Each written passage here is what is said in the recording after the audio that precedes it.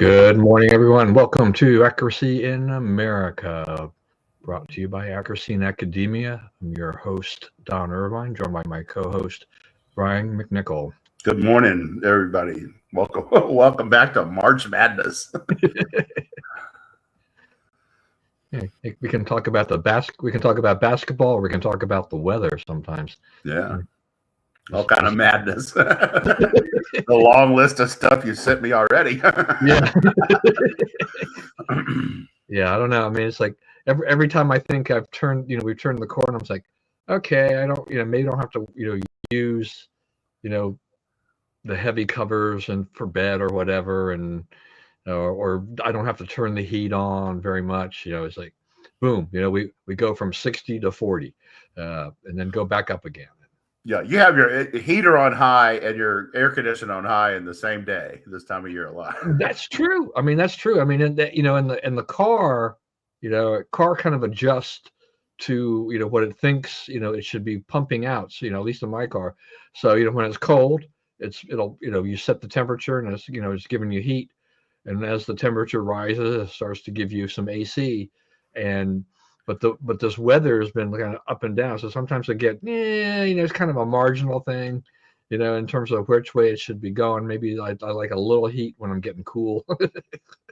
Right. It's hard to get, like, most places you go now, they're either too hot or too cold.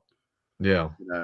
Because people try to keep that heat going, and it's like, it's too warm for that, Well, hopefully at least one thing is it'll, as I mentioned, numerous times, I'm on the Nextdoor app, and so that's just a whole bunch of stuff. And you never know what people are going to throw on there and comment about. Political stuff is usually frowned upon, and once you post something political, usually whoever the moderator is usually deletes it or whatever. But one hot topic during the winter has been high electricity prices, utility prices. So I think the majority of that will go away because we're now heading into a stretch of better weather, and we probably won't really need the air conditioner, and hopefully hopefully not till May or June. So it gives people some relief. But I'm gonna have to tell you, I'm a little bit perplexed with what people are doing in the winter with their heating. I mean, I'm chintzy, and I keep mine on the low end of things, the real low end of things.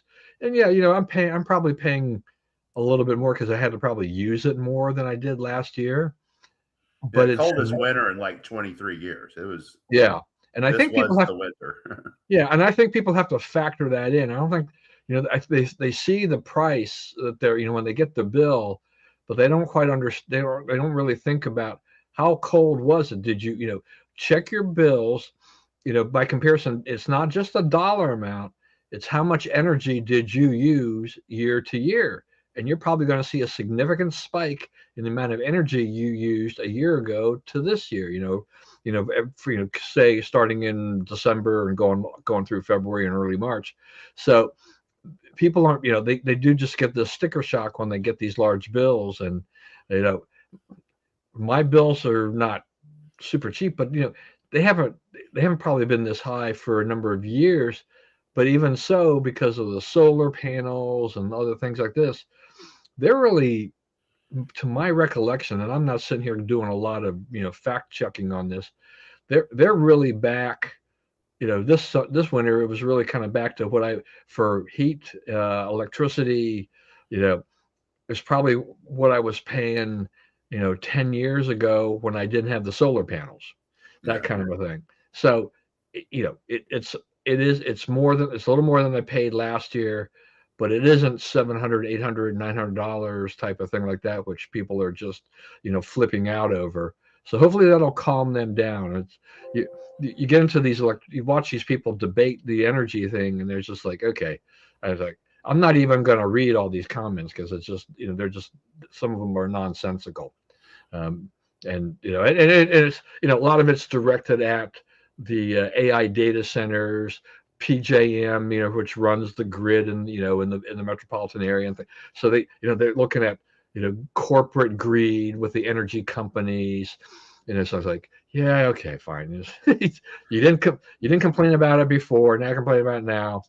And a lot of them don't even realize that, what they did years ago has a dramatic effect on now, because, we had a period of time many years ago, where, energy suppliers, just flooded the market with teaser rates. And, I didn't realize this, how bad this was.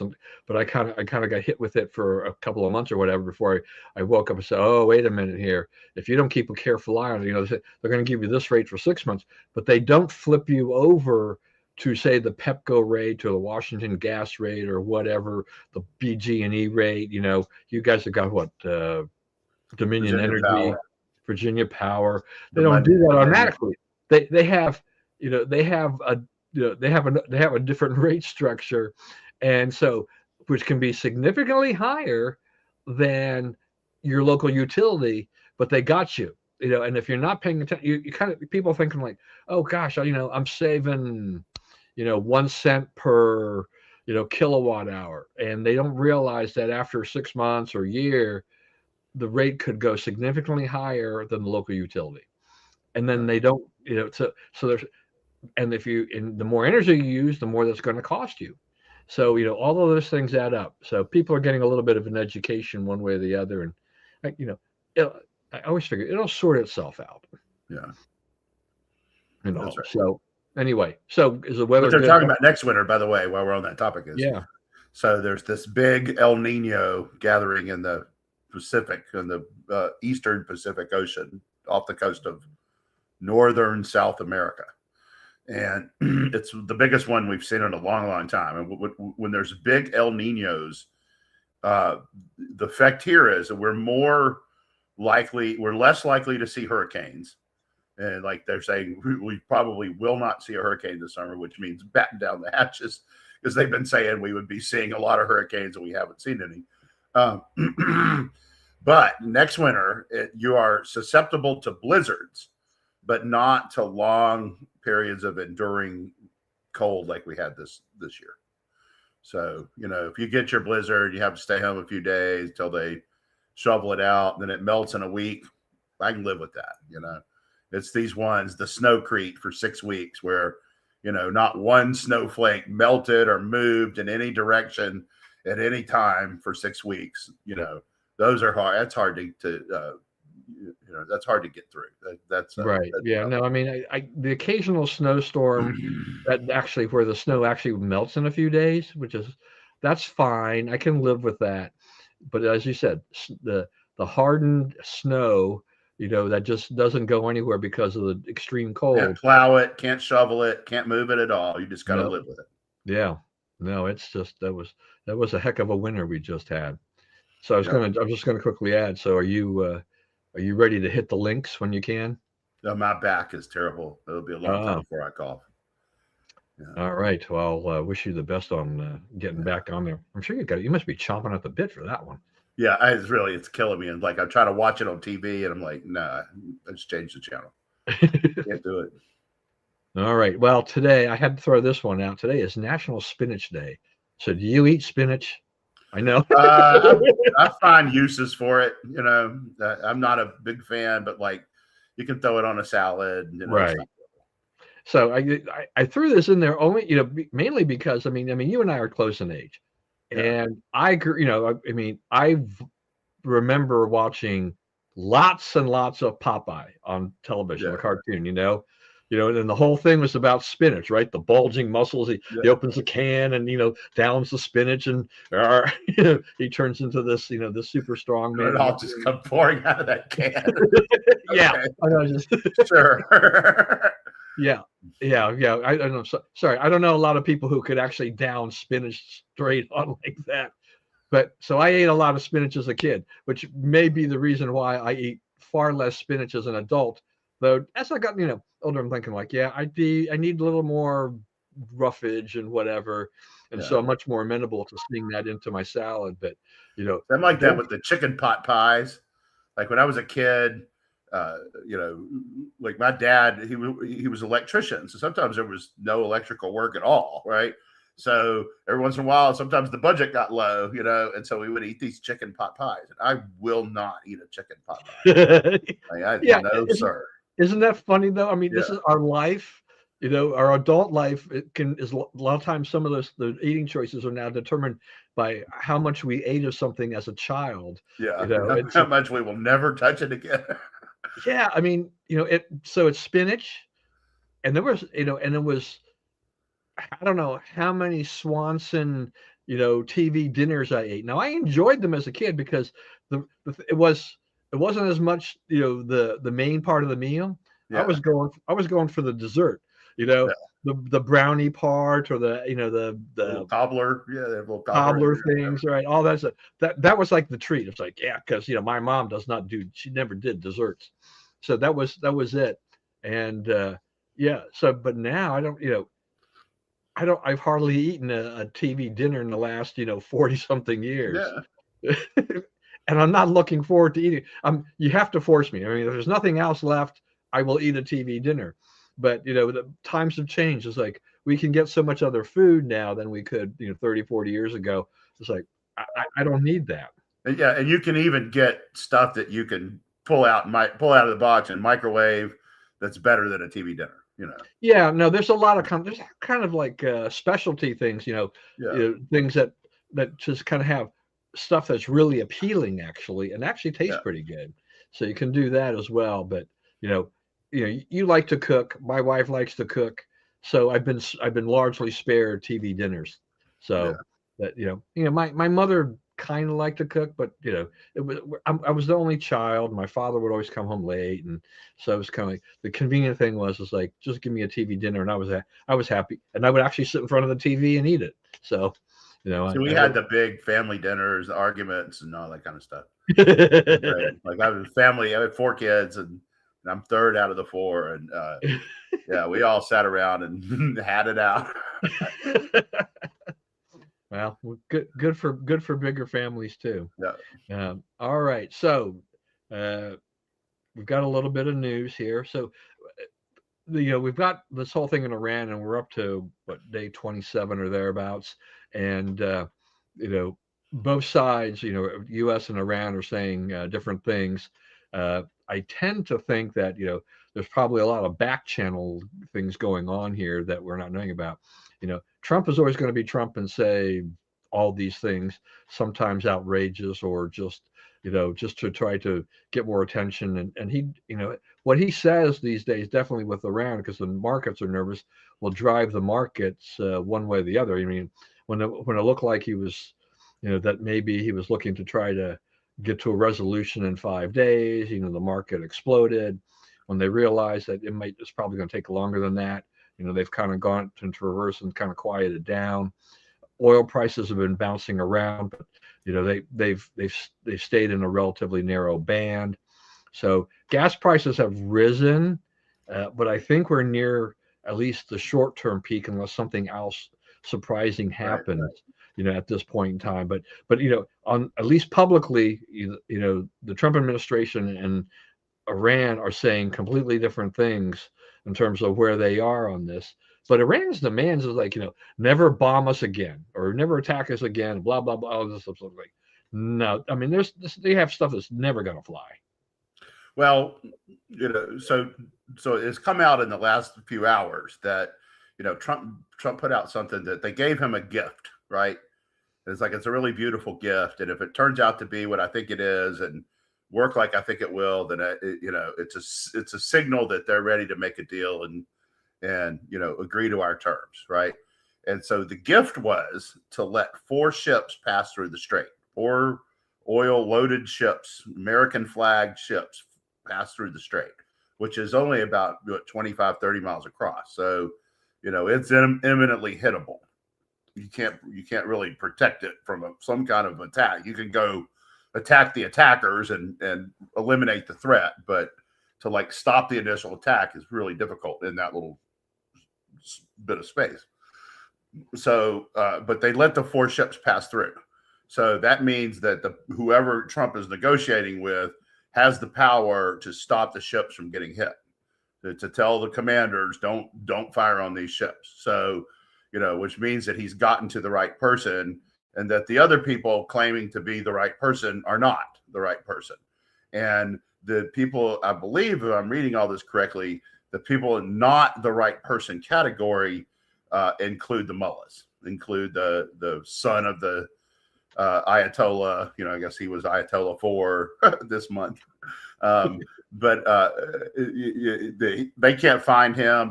They think he is either dead or nearly dead, and he's had at least a leg and maybe an arm amputated in a U.S. strike. So I think the Iranians have gotten the message that we are serious about this, and that we have the capability to blow them up, to finish this off in a way that won't leave any of the country standing or viable. And so it's a matter of how much damage do you want to inflict on your people. They get a vote. They have some armaments. I think it kind of changed a lot of thinking when they sent a missile to Diego Garcia, what was important about that. Diego Garcia is an island in the Indian Ocean. There's an air base on there that's RAF, the UK's Air Force, and we use it. We have deals with them, our supposedly closest ally, and all this stuff, that to use it as needed. And we, for years, the United States has done its Middle East business based out of Diego Garcia. It's easy to get the planes there. On the night when the Iraq War started, those planes flew from Barksdale in Shreveport or Bossier City to Baghdad, dropped their bombs, and then flew to Diego Garcia. That was a place for them to land and do their thing. So it's been with us. This has been part of our way of doing this for a long time. But what it showed was that the Iranian missile capability had a range far more than anybody had guessed, right? Even the Israelis, who usually have a pretty good handle on these things. So, now suddenly Europe is in range. They didn't know that before, but now they do. And so now Europe has become a lot more concerned with how they might go about helping us in this situation. So you're seeing European units, European Navy, European commandos being dispatched to the Gulf to finish the job here, to guard the strait. The guarding of the strait, if it needs to be done, if it's going to be threatened, is something that the United States should make sure it happens, but we shouldn't be the one who make it happen, because what passes through the strait is not really of much concern to us. It's more a concern to the rest of the world, especially some of our geopolitical adversaries, including China, are a lot more dependent on oil being able to pass through there than we are. We got all we need. We don't need them at all. Yeah, I mean, this is going to be an interesting situation here in terms of where we go from here. I mean, I still think we do have the upper hand in a lot of things, but the Strait of Hormuz is the tricky part of all of this. And now that we're about almost a month into this, the concern, I think, is really just the fact that no one really can get any oil through that strait, and so that this is one of the reasons as supply constricts. This is why we've been seeing prices spike, especially if it's diesel. I just saw the story. I kind of forgot about this station. I think I remember hearing about it. So there's a gas station in California that is, I guess, infamous for its high prices, and so they get a lot of media attention. So much so that they have the attendant apparently went out to some reporter and said, please leave, it's private property, because they were selling regular gas in California the other day for $8.91 a gallon, okay, which is about $3 higher than the average price of gas in California, which is already outrageous. And yet the thing is that it's situated in such a place that they actually do halfway decent business even at that price, because people say, I need to at least top my tank off or do something. I need some gas. I get a few gallons. So they do sell gas, but it's just incredible, to me that, they can put a price up like that and people actually buy it. Now, the price of gas, there's a lot of factors in there. There's transportation. It's the cost of land. You don't know how many of these operations are still company owned versus the franchise owned, locally operated. Kind of a thing like that. There's just so many different factors in there.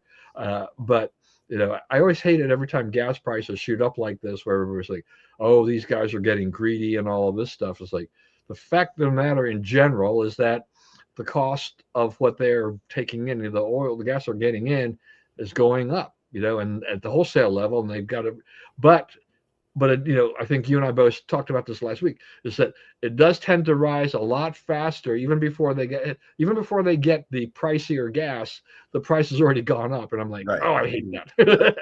Yeah, their record ain't perfect on that one. Yeah, I know. I mean, the thing is that margins on regular gas, they keep it pretty thin. They make a lot more money on on the mid grade and the premium. You know, they make plenty of money on the diesel, because the diesel is not as expensive even as regular gas. But we've seen. I mean, we're seeing the price of diesel, well over $5. And as I've said before, it's like I get concerned about all the people who use diesel. All the my lawn care people, all these other things. They're Montgomery County school buses. Now they're getting rid of EVs. Well, the other thing to know about diesel fuel is diesel fuel pretty much equals home heating oil, right? That's what home heating oil is. Right. They're the same thing. So when you start thinking about, how many people are relying on that? So if diesel goes way up, so does that. Yeah, and I think there are different grades of diesel, right? Yeah. Yeah. Yeah, So but I mean, it's that comes out of the same right. Right. pipe, And jet fuel has its own category there too. Yeah. But that also gets affected, where it's like, I'm glad I bought my ticket to Utah, a month ago or whatever, because I haven't checked to see. I can only imagine right now that, it's much higher, but there's, the airlines are struggling with higher jet fuel prices, which they're going to increase their prices, but then that softens demand for the flights at the same point in time. So then, they're seeing drop off in like some overseas flights and stuff like that. My wife has been checking. She's like, she's like, we need to go back overseas. Probably have to look at the fall. And then the other day she goes, "Ooh, we have an opportunity to go in April." I'm like, "Really?" It's like, okay. I'm like, "You're in charge of this. You got to tell me what you want to do, and I'll look at the calendar. If it makes sense, we will go ahead and book it and do it." But there, that window of opportunity could be very small before somebody else says, "Oh, that's too good to pass up. I'm going to go no matter what." In all this, I get, we'll have to see how this goes. I'm hoping things get better. Now, the other thing too, which is kind of up your alley in a sense, is just that we see the Postal Service putting surcharges on their bigger package mail for the first time ever. And they're going to do that until January. As if that's, I mean, that'll help them a little bit, but that doesn't solve their long-term problem. Right. The Postal Service is, that's not really the volatility of the fuel market there. That's really it's a management failure. People trashed DeJoy, but he was doing what has to be done to the Postal Service. Like it has to be changed. The cost structures have to change. They're trying to do too much for too little. They have really good competitors for most of their business. I'm not sure why they're in the package business, right? We have private people to do packages. And the reason is that's the part of their business that's profitable, right? We don't send birthday cards and mail bills and anything like that anymore, right? So, they're competing. They're only part of their business that has any vitality, any growth to it is the part that has some of the most efficient, experienced, established competitors, in the entire economy. So, it's an uphill battle, and they, dumping all the pension cost into, the Social Security was not the answer, right? It wasn't really a pension cost issue. It is an issue of you're operating a business that always loses money and will not stop losing money under the present conditions. Yeah, I mean, they've lived with us for a number of years, and you know, really, I mean, what exacerbated their problems was this change. I mean, you talk about, the birthday cards, and I mean, I think Christmas cards or bills. A lot of the stuff has gone online. I mean, uh, I haven't mailed a payment for a credit card bill or utility bill in years. You Yeah, know, not a lot of people don't like the automatic withdrawal, but I like the set it and forget it feature just because it's attached to a bank account that I always has the funds available to pay. They take the money out, and I'm not going to pay any interest or late charges. Okay, right, so that it's not I don't have to trust the postal service if they deliver something late right. or whatever, and or if I can't if Lose your mail, whatever. yeah, Yeah, I mean, once you set up auto pay, if there's a problem, you can always call the bank and say, "Hey, it's already on auto pay. What's the problem here? What did you do here?" And stuff like that. So, I'm fine with that. Not everybody is, but I'm perfectly fine with that. And it keeps the nobody's going to cut off my electricity or anything like that. It just everything flows, and I have I don't have to worry about that stuff. I can worry about the bigger things that I need to worry about. Um, Package delivery, yeah. Look, my wife loves it. We don't use it a lot, but we have grandchildren in Indiana, and what she invariably will do several times a year is get one of those medium priority mailboxes, it's a great deal because it's basically stuff as much as you can into the box, and it's a flat rate box. And she's pretty good about making that box bulge, get it taped up, and sends it for a price that I don't think UPS can compete with, and doing it. I mean, she's done this so many times that when our older grandchildren were smaller, she had one of the granddaughters said, Grandma, just put it in a box and mail it to me. that's what So grandma does. That's pretty yeah, cool. so you never know. It's just kind of it's amusing.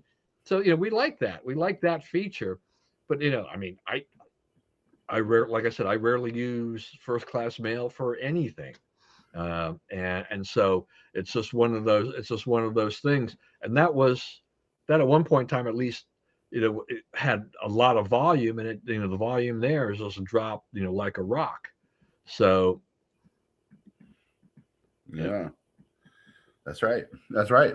That's basically yeah, it. I mean, look, I mean, to be honest, I mean, so I mean, the other part of another part of the business that has gone away, are uh, reports, annual reports from companies, public companies, that to their shareholders. Yeah, In essence, they've made most of those electronic, and so where my mailbox used to get stuffed with all these things, and if I went away for any length of time, I'd have to tell post office, hold the mail, and then they deliver a bucket or more worth of mail. If I tell them to hold my mail now for 5 days, it I not only do that so it doesn't look, I don't want mail to fly out of the box or whatever.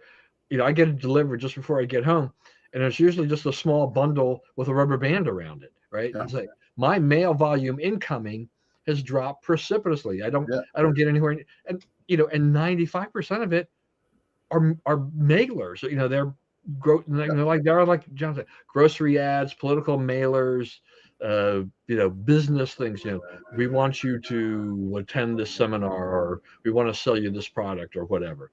And, yeah, and that's pretty much it. Yeah, maybe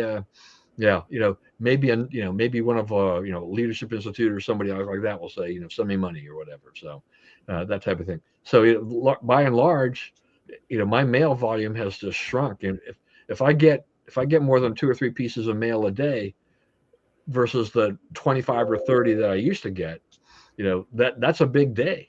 yeah, yeah. That's the way it is most of the time.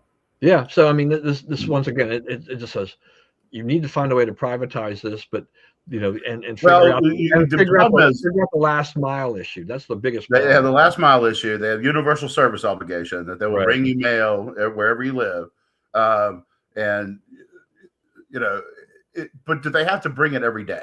I mean, is there No. really Could we get it down to like I think Boston somewhere? They said 3 days a week, and no one noticed. They didn't even notice that that there wasn't mail for 2 days. You'll inevitably have somebody older than us say, "Oh, I'll get my medicine in the mail." It's like, okay, you got to get it Monday, Wednesday, Friday. Order ahead. That's another thing. Set it and forget it. So yeah. I mean, look, businesses they complain initially about receipts, when their customers sending their bills in by mail, but a lot of people have now set it up so that they just use it electronically. They send the money electronically, not using a credit card, but they can use the PayPal or Venmo system and things like that, and there might be a slight cost to that, but there's a cost to every business of cashing a check. Somebody's got to prepare a deposit and get it to the bank. So I think that's a kind of a wash. Just you can find better ways of doing this in this world. So anyway, I've eaten up too much time on that stuff. This one I thought was interesting, and I want to keep moving along here. Cesar Chavez, all these allegations against the great labor union, farm worker hero, totally exploded. It is blown up in California's face because they've got everything under the sun, kind of named after them. They're doing the parades. They got the streets, schools, everything like this, and they can't work fast enough to remove his name from all these things and change things around.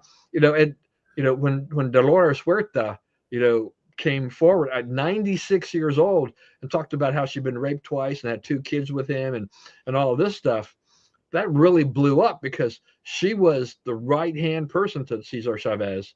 And, this totally has taken down, a left-wing icon, here. It's been, I remember him when I was a kid. Yeah, I do too.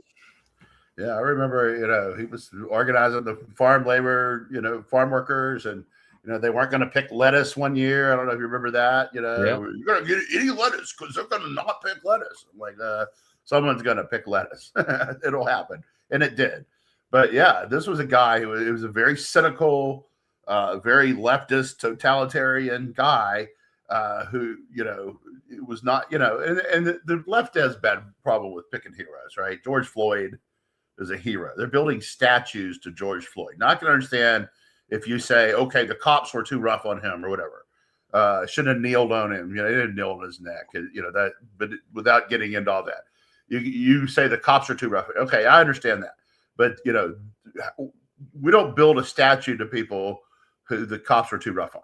That doesn't get you a statue, right? That doesn't make you a hero. It makes you a victim of police abuse, if indeed that's even the case with Floyd, right? He was, after all, arrested on legit charges, had a long criminal record, and was resisting arrest, right? Let's not forget, how did we get here, right? So, they've always had a hard time picking heroes and bolstering people who are not good people at all. So, and I think this is an example of that. And I'm kind of glad to see it because, it's going to make them, abandon their ideals again. So, the more you see of that, I think the better. Watch out when you worship false idols. That's right. All right. Keep moving along here. Supreme Court oral arguments. It looks like they are leaning towards banning the late arrival of mail-in ballots. I think that's a great victory. If it happens. If it happens, but they oral arguments, they get a pretty good idea of which way the court is thinking, at least. And it's going to be months before they issue their final ruling and whatnot. If they don't, it would be quite a surprise. But the fact that we've even gotten to this level makes me wonder at times. But this is definitely something that needed to be addressed one way or another, because look, I'm okay. States have to, states set their own rules on election policy in terms of when you can vote and all those stuff. But we have gotten out of hand with the mail-in voting and the allowance, particularly of exactly what constitutes a ballot that can be counted in terms of when it's received. And so, the argument here really is that it needs to be received by election day. And Okay. counted. And And counted counted. on election Yeah. day. And not 3 days after, not a week Right. after, not the Not when postmark. you get a chance to see what you need. Right. Right. All Yeah, the not, honest election counting happens on election day, because then yeah. no one knows what those other precincts have, and they can't match up need with vote totals. So once it goes past that first day, they know what they need. And no election that takes place under those circumstances should be trusted. Right. I mean, no close election. I guess it's 80-2 or whatever would happen. Well, Right. yeah. And, But go ahead. yeah. No, the thing too is that you remember, when we were growing up, uh, there's the absentee ballot, voting has been around, but there were very clear, rules Was on that. very few people, and it's like if you could prove you had to be out of the state that day for a vital function, or you were a soldier, right? And everybody else was no. The answer is no. So, and I think we should go back to the presumption being you cannot do this, right? Like some people, you're a doctor, and hey, I got to be out of the state doctoring, saving lives. Okay, we can look at that one, right? But it ought to be, decided on a true case, not a class basis. Like all you doctors can go, because not all doctors need to go, right? A lot of the doctors can go cast their ballot on election day. But I am all for. I've always said that I would make the compromise of making election day a holiday if election day could be election day, right? I think it's a shibboleth that we need it to be a holiday. I don't think that there's very many people in America at all who can't vote because their work day is so long and arduous, and their boss is such a jerk that they can't get time either early in the morning or late at night to go to the polls, right? There's probably a few Americans out there, and shame on their bosses for not letting them do that, right? On the own election day, taking a few minutes to go vote. But beyond that, there's not really any excuses, right? Go get it. And they let you stay in line. If you're in the line at 7:59 and it closes at 8, you get to vote, right? Even if it takes a long time, right? That to me is fair. But that night, when we close up, right? That night, before anybody goes to bed, you counted all your votes, you turned your votes in, all the votes are tallied up. I think the thing about, you can say what you want, people still arguing about whether there's enough evidence that 2020 was a fraudulent election. You will never get, and it's still about what 60% of the country thinks it was a fraudulent election. Even there's right at half of Democrats think it was a fraudulent election. Now, why would they think that? And the reason is because there was so long in the delay of counting the votes, right? Pennsylvania was accepting them a week after, and just throwing them into the vote totals. And so Pennsylvania ended up with 109% turnout that election. How do you get 109% turnout? Not legally, not playing it straight, right? There's no way you could get that. So, if you want to curtail corruption and win and keep the trust of the voters, you cannot have these elections where you can turn in votes for another week and count them for a week after that and all that. It's got to be counted that day. Yeah, look, I don't, like I said before, I've put 2020 in the rearview mirror because we're 6 years away, gone from that. It's just, nothing we say is going to change the result of that election. So it's just, that's a past issue. But my thing is we can't. You can say, okay, just ignore what happened, but you can't ignore what happened because you have no hope of stopping it from happening again unless you get all that out and expose what happened and punish the people involved. That's fine if there really was. Okay, so I am more of a skeptic on the broadness of all of this. I know that there are problems in the election system, and we've seen that there's issues that they've tried to fix. But one of the problems, this is of their own making for the Democrats in a lot of cases too. It's just that because we now have the early voting, we now have the endless mail-in voting almost. That type of thing has created that suspicion, has created the problems, has created the issues around that. our system was never really perfect. I mean, how do you have a real perfect system in this regard? Someone's always going to try to find a way to cheat and make an end run. Okay, that's what's going to happen.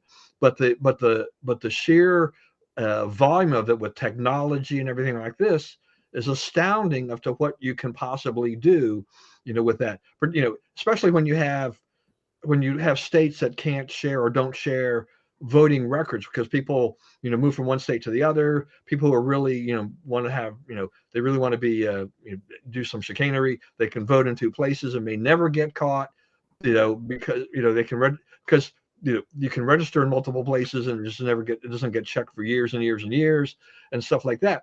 So they've kind of created this monster. We need to kind of put that genie back in the bottle and go back to some of those more restrictive policies and say, look, we realize that this is convenience, and I'm on my wife and I are on Maryland's list of permanent mail, voters if we desire to do so. I mean, that doesn't prevent us from going to vote in person, but we could easily just fill out a ballot and mail it and just forget it.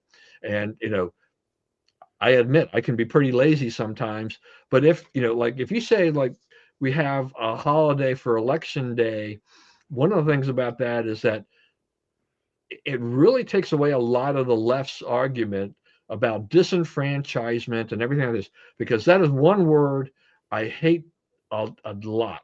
Is that because you hear that you don't have enough votes is what it is. Yeah, right, exactly.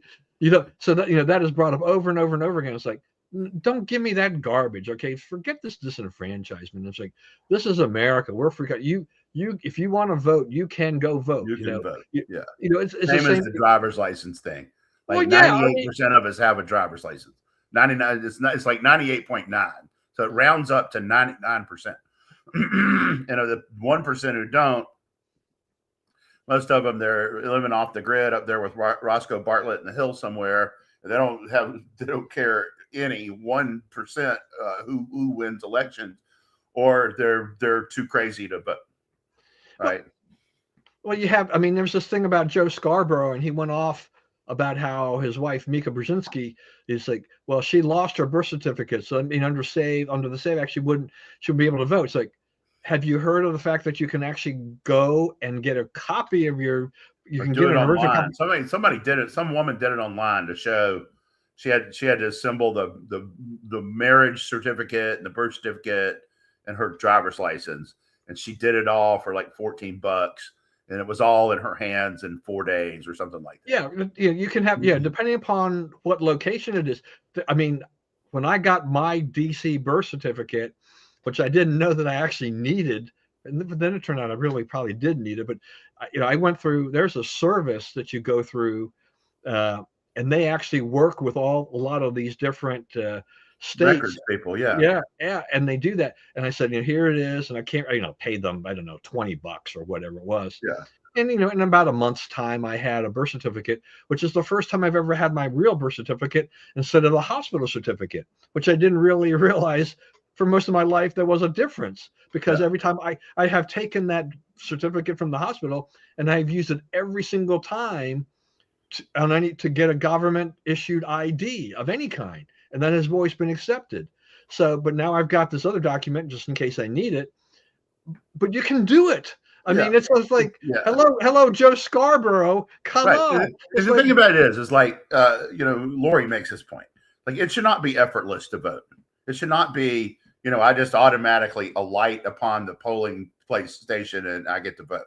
Right? You ought to have to prove who you are. You ought to have to go to a step, make out a form, go somewhere and submit the form, or mail it in or whatever. It ought to be something that you reach out to do, because if it's just passive and just anybody can wander in and vote, you can't control for citizens, you can't control for felons, you can't control for anything that the people of the country have passed laws, their representatives have passed laws saying these people are ineligible to vote. If you want to make them eligible to vote, we can have that argument too. But they don't, you have all kind of people who are in the country, or they're not citizens or whatever. They do not have the right to vote. So there should be something that you have to do to establish the right to vote, establish that you're a writer. That's right. Yeah, that's right. And then, and that's exactly what happened. Like in 2020, right? All the counting stopped at the same time when they realized they did not know how many votes they needed in Pennsylvania, right? They stopped all 7 states so they could say, okay, who do we make win by what?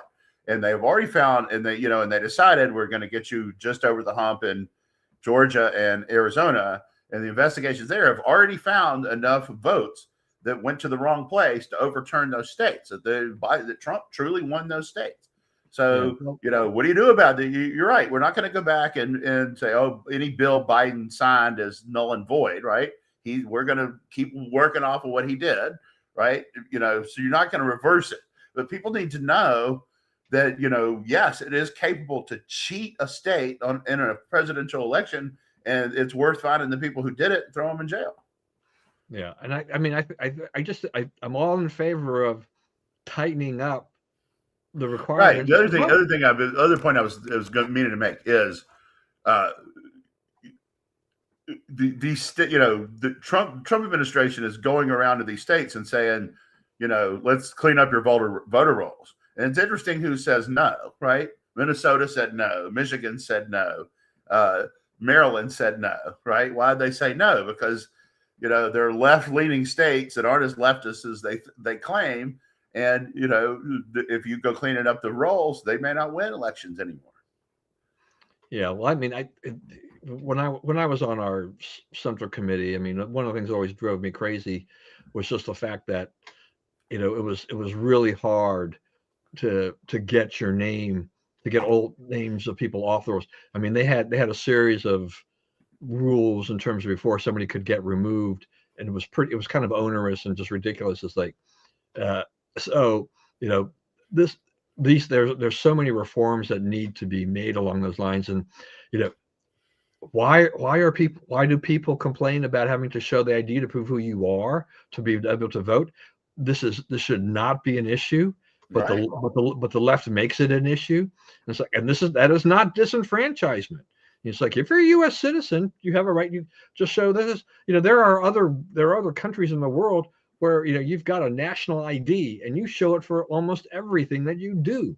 Right. And if you don't want us to have to show IDs, you shouldn't have let 30 million people in the country illegally. That's right. Right. You did that. You did it on purpose. It wasn't an accident. Right. So now we have to check, because like before, the presumption, like when I was in Louisiana voting until I moved up here, we didn't have to worry about no non-citizens voting. Right.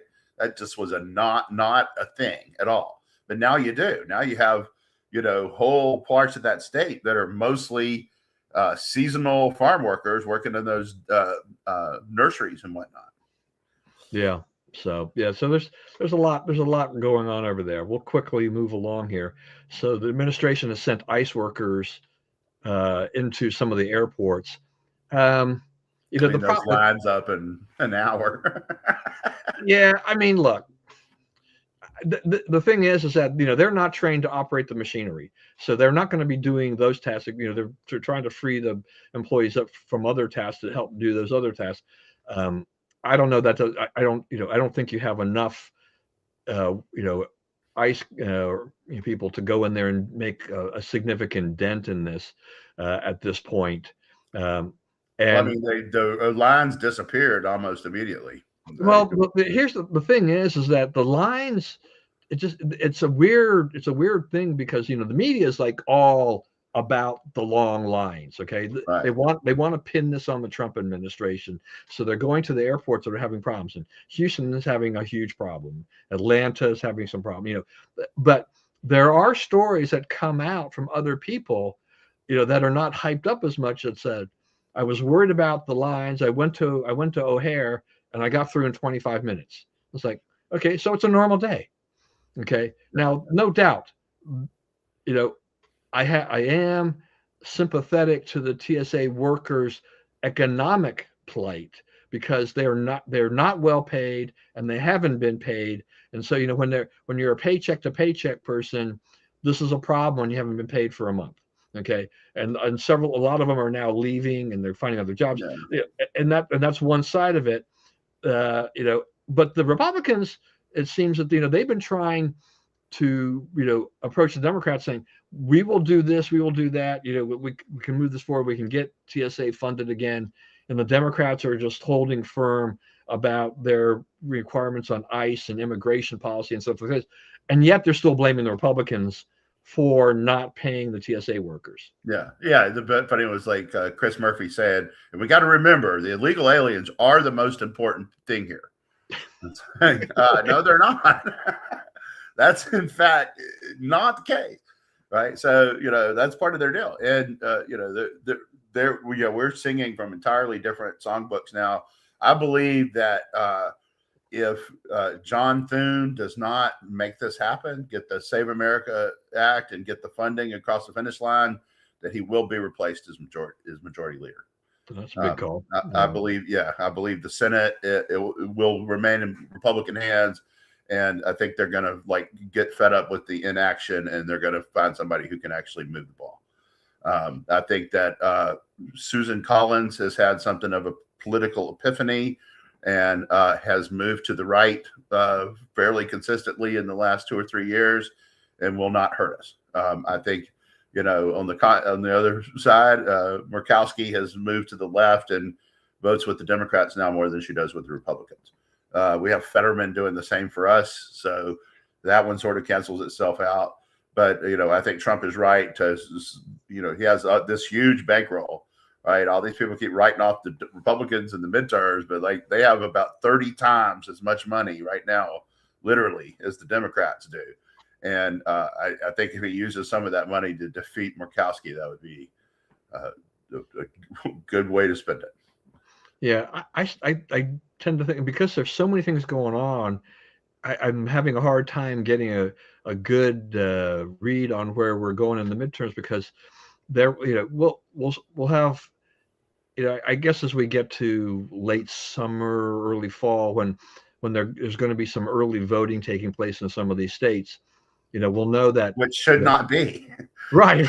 Right. I mean, think about here in Virginia, but we had this guy after early voting started, right? The state attorney general, right? It was revealed that he had mistreated a bunch of women, and then he was a blatant racist, right? All this came, undeniable racist comments and whatever came out after a bunch of votes had been cast. Right. And, in the old days, I mean, stuff like that could swing an election because of, these revelations, that would come out. But nowadays, you don't really have as big an October surprise kind of a thing coming up, because the voting is taking place so far in advance, right. Doing all this stuff. So they're already taking in a lot of votes before election day. And, it just distorts the whole picture of what's going to happen there, with elections. But I think when we get within, say, 60 days, we'll get a better read, because then we'll know. He's like, is the Iran thing in our rearview mirror? Have we fixed that? Have gas prices come back down? Has Trump got a handle? And will the CPI reports and the employment reports show trends in a good position? GDP, all economic reports which people look at, are they going to feel good about the economy, feel good about where they are, so that they can vote, they'll vote to keep the Republicans in power. Those things I don't think will really be decided for several more months until we kind of get. The other thing,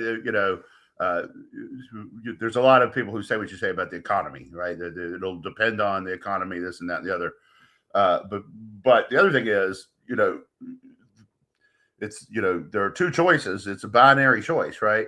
So, part of it is, do you really want to vote for them? Because they're getting crazier, right? They're getting less serious about governing the other side. So you do have that, they're getting less votable. I mean, there's stories out today.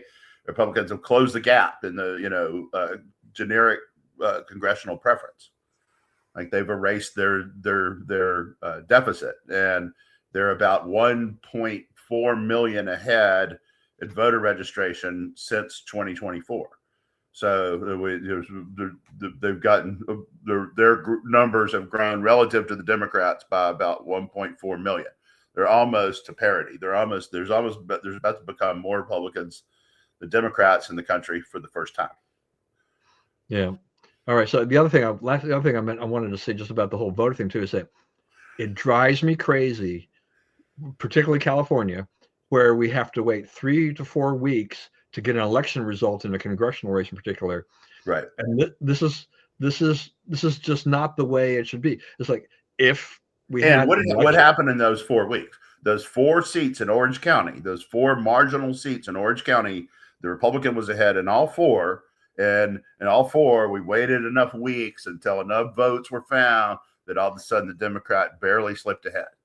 Yeah, Right? I'm not They going to. stole I'm 4 not going to elections. say that there's. I'm not even saying that there's anything any Yeah, fake. who knows? But I I, mean, it's like I'm you just have I'm just no saying that the fact that you allow right. absentee ballot voting to go on to begin with, that they get a huge number of people voting, and they've got all these ballots, and they're just terribly slow in counting them. It's like, Yeah, no, the system's got to change. No yeah, one should have to wait 3 to 4 weeks to find out whether or not they've won a race, right, and also to see what they thought was an election night was maybe a victory turn into a loss. That type of thing. right, You should have a pretty right. definitive Right. idea. And how can you trust a result where one candidate's ahead for a month and all of a sudden they're not ahead?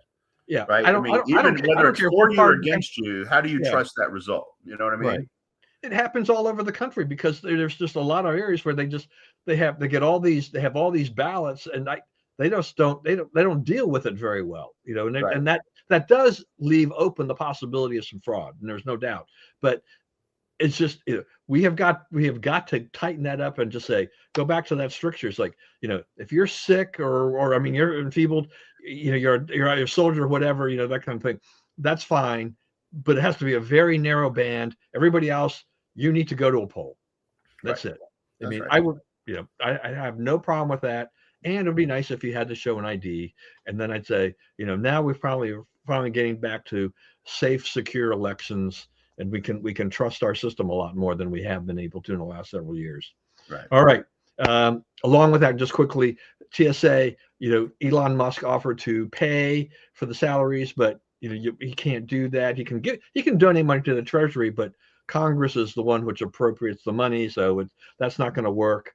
But I do love Elon trying to step in. Yeah.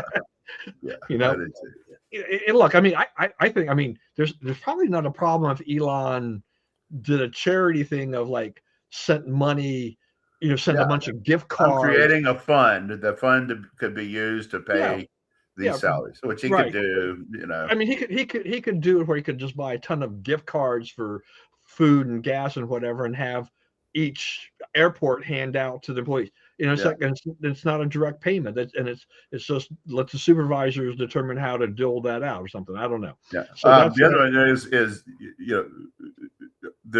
one of the ways of solving this problem is to eliminate TSA, and that officially is now a solution that's in the basket of possible solutions to this, which would be a good thing. It should be done. That should be privatized immediately. Airport security had nothing to do with 9/11. Yeah. This is an agency. Look, the whole thing with with Homeland Security has grown into this monstrosity anyway, and so with this, Right. I agree. That in of itself was a problem. TSA, I've grown to live with it. I don't love it.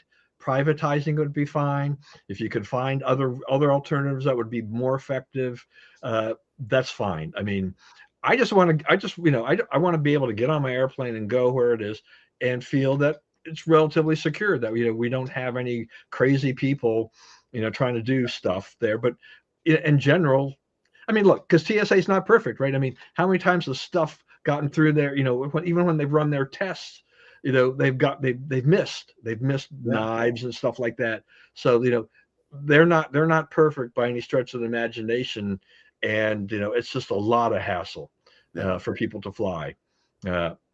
Quickly, so you mentioned how kind of we see some flipping between Democrats and Republicans. Markwayne Mullin, who's now the DHS secretary, he got out of committee because of John Fetterman, right? Right. So this is how we're seeing things just change.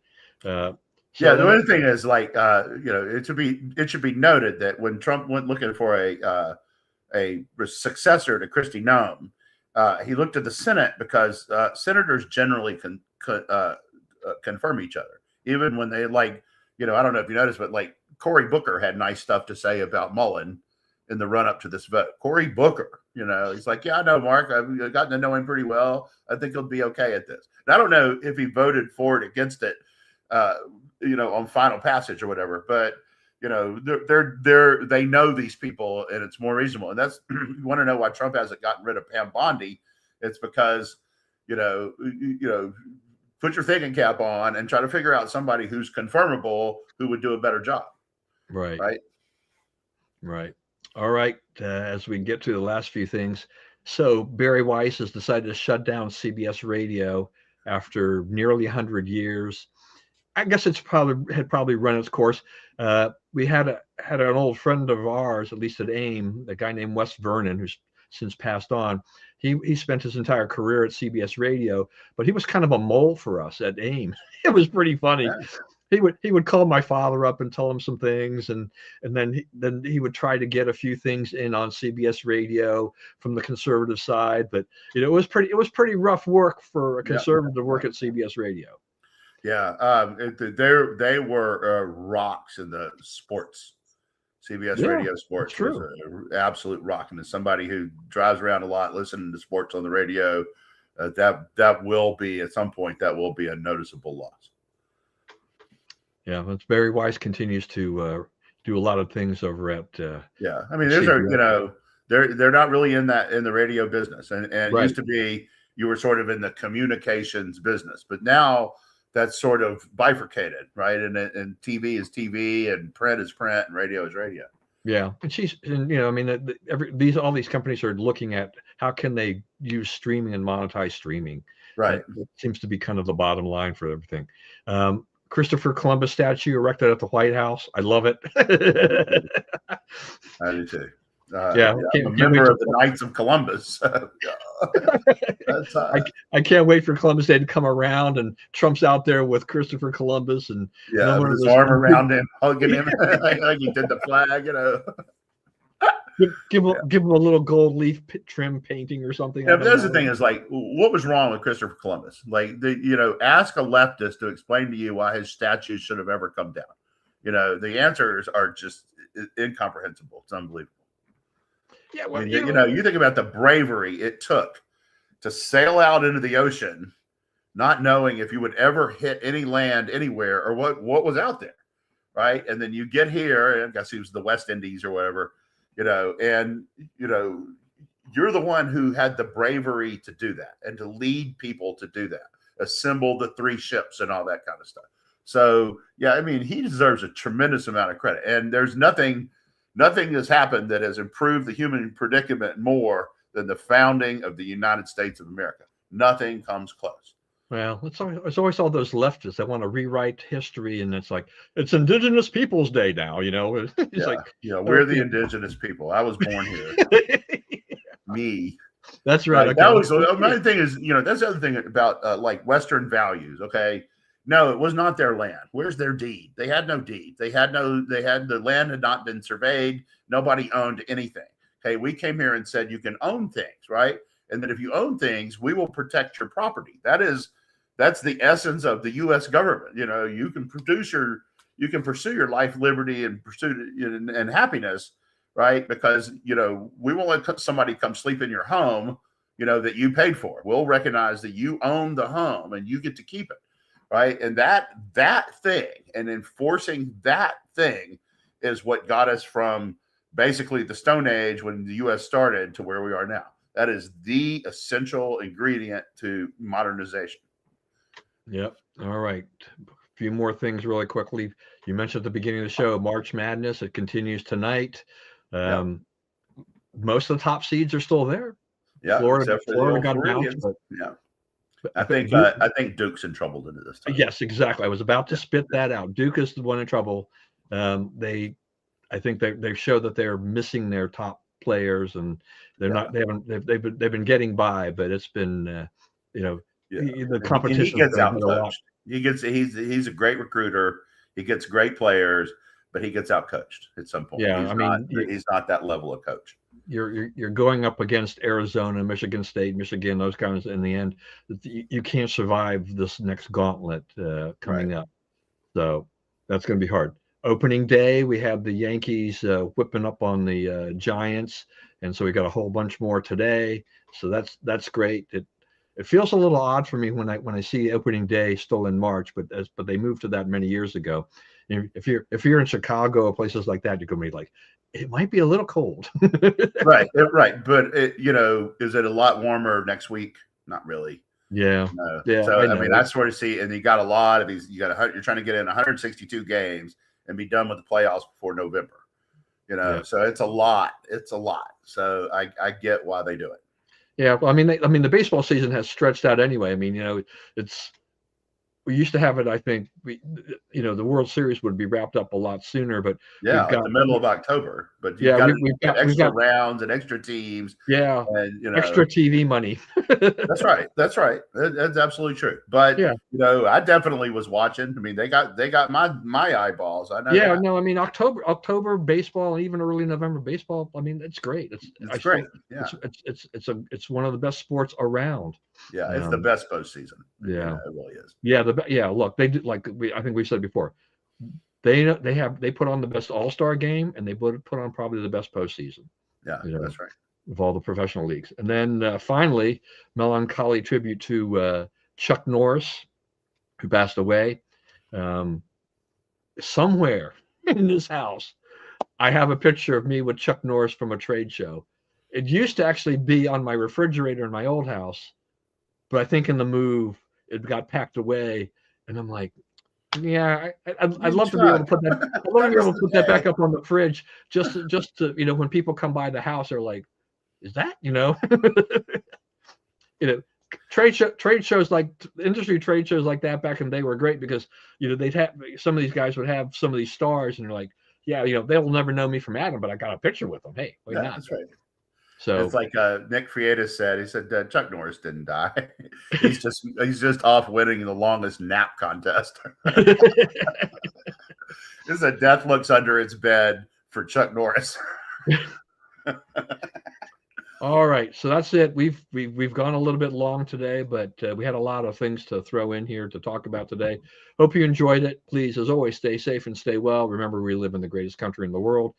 Do not let anybody tell you otherwise. And as always, God bless America. And we will be back next week at our regular day and time. So we'll see you next Wednesday. Thank you once again for everything. And that's a wrap.